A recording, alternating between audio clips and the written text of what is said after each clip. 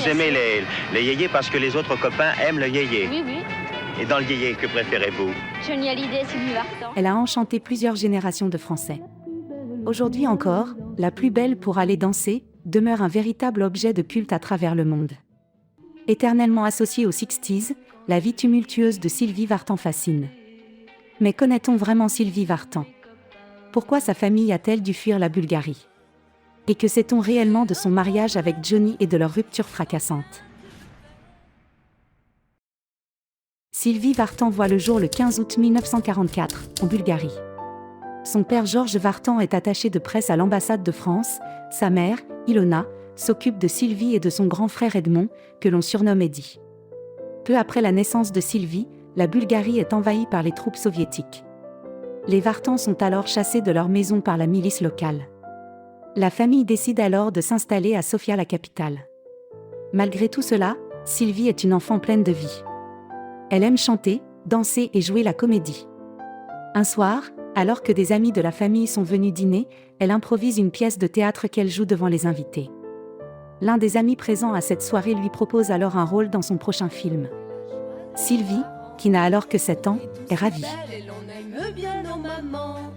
Et si quelquefois dans leur lit on met des orties, c'est pour faire ce que nous dit Madame Fichini. Cette expérience sera magique pour elle. Dès lors, elle se mettra à rêver de mener une vie d'artiste. Mais en 1952, un drame frappe la famille Vartan. Un jour, le frère de Sylvie, Eddie, s'était réuni avec quelques camarades dans un hangar abandonné. Un des camarades avait apporté le fusil de son père, une sorte de carabine à plomb. Au cours d'une mauvaise manipulation, Eddie atteignit l'un de ses copains à la gorge. L'adolescent ne survécut pas. Du jour au lendemain, la famille Vartan se retrouve harcelée par la milice communiste. Georges Vartan, à qui cette même milice a déjà fait perdre sa maison et son emploi, décide alors de fuir la Bulgarie, avec sa femme et leurs 2 enfants.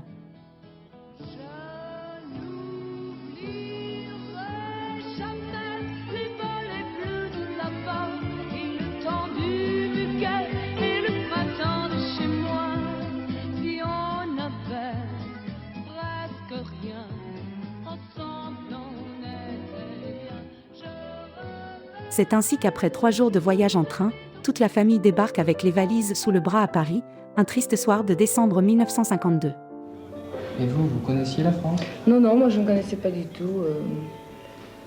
J'ai découvert Paris un 25 décembre au matin, à 5h du matin, gare de Lyon. Sylvie est éblouie par la ville lumière. La mode, les gens, l'abondance des étals des épiceries. C'est un vrai choc culturel pour la petite Sylvie qui n'avait jamais quitté la Bulgarie. Au début, Sylvie et son frère Edmond ont du mal à s'adapter à cette nouvelle vie, d'autant plus qu'ils ne parlent pas le français. Mais petit à petit, ils se font des amis à l'école et apprennent cette nouvelle langue. Sylvie grandit et entre au lycée. Eddie, lui, contre l'avis de ses parents, se lance dans la musique. Il abandonne ses études et devient directeur artistique dans un label de musique américain. Au cours d'une soirée, Sylvie rencontre un ami de son frère qui est producteur de musique. Comme Sylvie a un certain goût pour la scène, il lui propose alors de l'auditionner. L'audition est un succès. Dans la foulée, il lui fait enregistrer une chanson, Panne d'essence, qu'elle interprète en duo avec Frankie Jordan. Je rentre à la maison. Ça fait bien loin à pied. Je connais les garçons. Comme le titre marche bien, elle décide d'abandonner le lycée, afin de se consacrer à sa nouvelle carrière de chanteuse. Elle décroche rapidement un contrat avec une maison de disques qui lui propose d'enregistrer un premier 45 tours en solo. À la fin de l'année 1961, elle se produit en première partie du spectacle de Gilbert Bécaud. Puis l'année suivante, elle part en tournée pour faire la première partie du spectacle de Johnny Hallyday. Pendant les années qui suivent, elle enchaîne les concerts et les spectacles avec des tubes comme « La plus belle pour aller danser ». Elle se rapproche de plus en plus de Johnny. Ils sont souvent en tournée ensemble, et le courant passe bien entre eux. C'est ainsi qu'un soir après un concert, Johnny l'embrasse. C'est le début d'une grande histoire d'amour. Très amoureux, Johnny lui demande de l'épouser quelques mois plus tard. Elle accepte et leur union est célébrée le 12 avril 1965 dans une petite ville de l'Oise.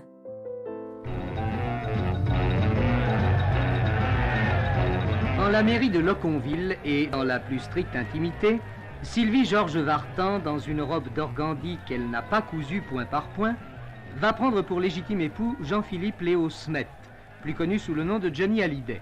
Le 14 août de l'année suivante, ils sont au comble du bonheur lorsque Sylvie met au monde leur fils David. Sylvie poursuit sa carrière et devient de plus en plus populaire. En 1967, elle partage l'affiche de l'Olympia avec Johnny et devant l'engouement du public, le couple termine le spectacle en chantant en duo « Je crois qu'il me rend fou ».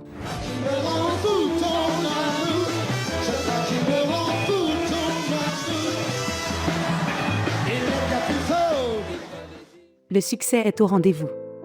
Sylvie est continuellement sur la route enchaînant les concerts et les spectacles. Mais en avril 1968, un drame frappe Sylvie de plein fouet. Elle se trouvait pour quelques jours dans la maison de campagne de Johnny, en compagnie de sa mère Ilona, de sa meilleure amie Mercedes et de Chantal Goya. Seulement voilà, la chanteuse doit écourter son séjour et se rendre à Paris pour un rendez-vous. Elle a donc pris la route au volant de sa Ford Ozzy jaune, accompagnée de sa meilleure amie, Mercedes. C'est alors que Sylvie Vartan et son amie sont percutés par une 404 dont le conducteur semble avoir perdu le contrôle. Elle est transférée à l'hôpital, inconsciente. Elle s'en sortira avec un traumatisme crânien, le bras gauche cassé, une plaie au menton et de multiples contusions. À son réveil, elle apprend que Mercedes est décédée dans l'accident. Elle n'avait que 23 ans. Traumatisée par la mort de son amie, Sylvie Vartan a du mal à s'en remettre. Mais contre toute attente, elle est victime d'un autre accident 2 ans plus tard. Alors qu'elle est en voiture avec Johnny et 3 autres personnes, la voiture dérape dans un virage et finit dans un fossé. Johnny s'en sort avec une fracture du nez, mais Sylvie, qui a été projetée contre le pare-brise, est grièvement blessée et défigurée. Elle part aux États-Unis pour y être soignée. Elle subit plusieurs opérations de chirurgie esthétique réalisées par l'un des meilleurs chirurgiens du pays. Au bout de plusieurs mois, son visage redevient celui qu'il était avant. Elle profite de sa convalescence américaine pour suivre les cours de danse du professeur de Barbra Streisand. Une fois remise de ses blessures, elle retourne en France et fait son grand retour, avec un show grandiose à l'Olympia. Moi je ne me plains de rien. On verra bien demain.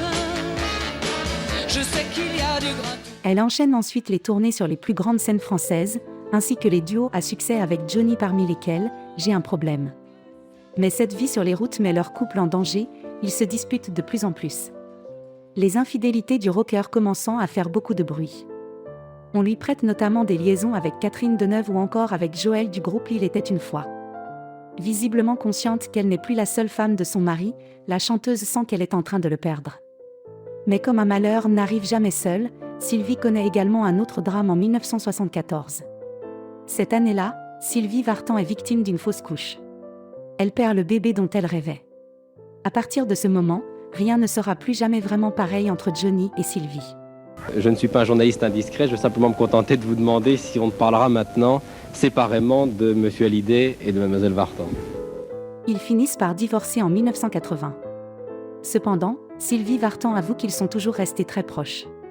Même s'ils ont chacun refait leur vie de leur côté, des liens indéfectibles existaient entre eux. Une histoire d'amour qui s'est donc finalement prolongée en une amitié sincère et un respect mutuel indestructible.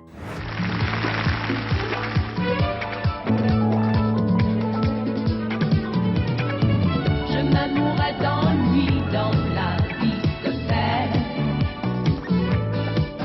Sylvie continue sa carrière solo et part en tournée. Durant cette tournée, elle rencontre Tony Scotti, un producteur américain. Même si entre eux c'est le coup de foudre, ils prennent leur temps. En effet, Tony est encore marié, et Sylvie qui sort de sa relation avec Johnny, ne veut pas précipiter les choses. Mais l'amour n'attend pas. Ils se marient 2 ans plus tard. Et partent vivre aux États-Unis. Sylvie continue de se produire sur scène et notamment au Japon. Quand tu es dans la lune, les idées en panne, je me voudrais brune, comme une gitane, me glisser entre tes doigts et puis me brûler. Dans les années 90, elle renoue avec les salles de spectacle françaises comme le Casino de Paris ou l'Olympia.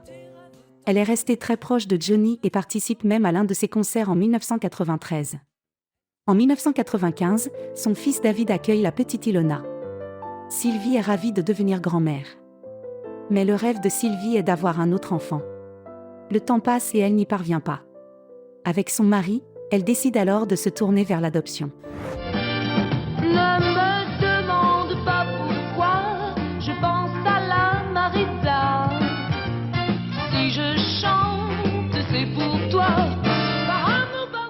En 1997, elle s'envole pour la Bulgarie.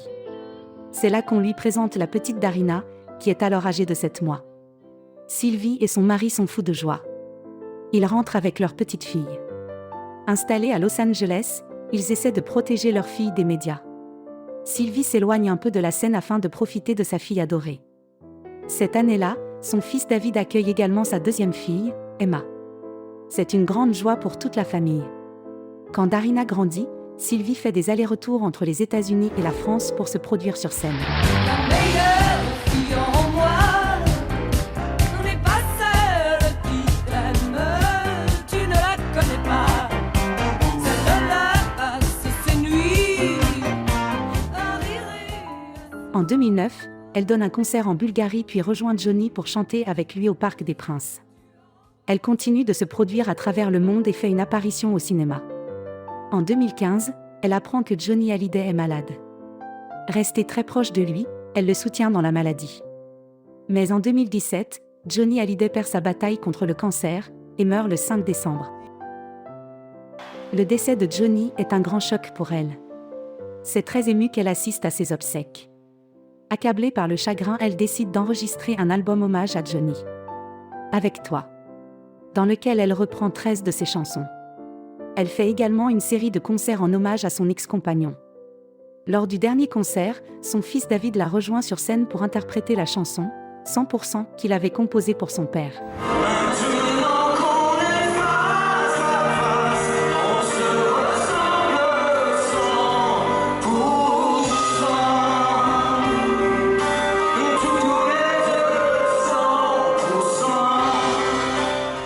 Bien qu'elle se soit un peu éloignée de la scène, elle poursuit sa carrière et vit actuellement aux États-Unis avec son mari Tony Scotti.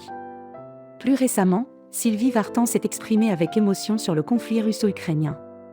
Un drame faisant écho à l'enfance de la chanteuse, passée en partie en Bulgarie, sous le régime de l'Union soviétique.